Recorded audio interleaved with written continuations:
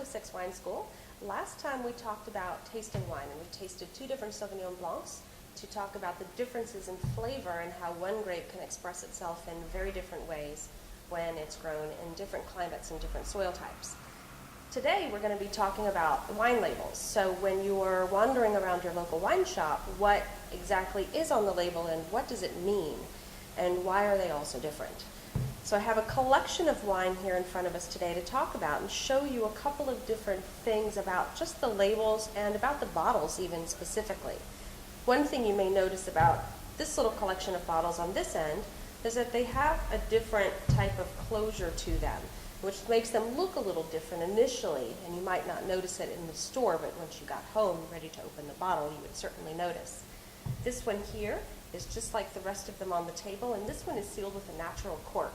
And I know that because I've opened this bottle before, but I know that because it's sealed with a foil, and it doesn't have, like this one, the twist top cap, which is pretty indicative that there is a screw cap there.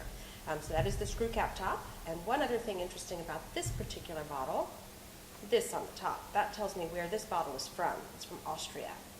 Now I can also tell that from looking here, oops, not on the front of the bottle, but on the back of the bottle where it says it's from the Steiermark in Austria. But that red and white striped capsule is on every bottle of Austrian wine, so you can always tell an Austrian bottle right off the bat. The bottle right next to it has a slightly different top to it, and this one is sealed with a glass cork, which is really beautiful. You find this a lot on very aromatic whites, a lot from Germany, from Austria, and from northeastern Italy, which is where this one is from. Actually, northwestern Italy, not northeastern. This one is made from a grape called Moscato Giallo, and the company and the producer's name is Manincor. So you can see this all on the label, and then from this type of top, I know that it's a glass cork, which is kind of cool. These 2 wines here, both labeled with their grape variety on the label, so you know exactly what's in the bottle from looking at the label, even if you have no idea where it's from. Except for this one we know because of the red and white striped capsule. But this one is made from Welsh Riesling, which is a grape variety that grows a lot in Austria. It's very crisp and fresh like Sauvignon Blanc. That information you might have to ask someone in the shop about what it tastes like inside the bottle, but at least we know what grape it is, and that's also written here on the back of the bottle. The other things on the back of this bottle tells you the vintage, 2008, which it also says on the front. And there's also a little information here about what this wine tastes like and what it might go with.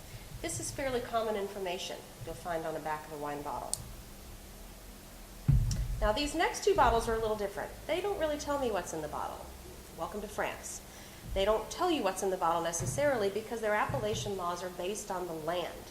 These bottles actually are both Chardonnay, and I know that because I've studied wine for quite a long time, and I know what these regions mean. A quick question to your shop salesperson will answer that question as well, and if they have a shelf talker, something like these you see on the side, they may actually have the grape, and you'll know that they're both Chardonnay. The region for this one is Chablis, and I can tell that from the label because it says Appellation Chablis Contrôlée. And an appellation is the place, that's where the wine comes from.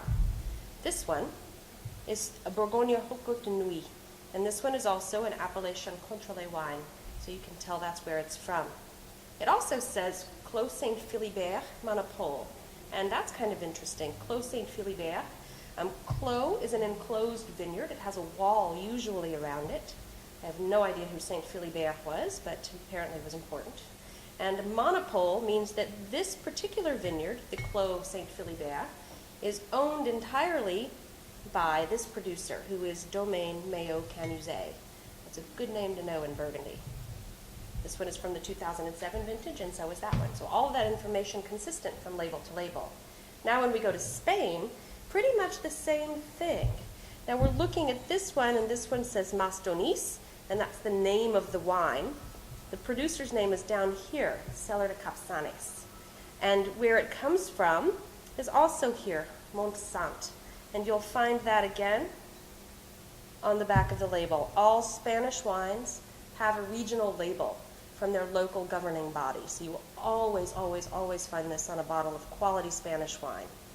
The back label here also has quite a bit of good information, including exactly what grapes are in the bottle and in what proportion.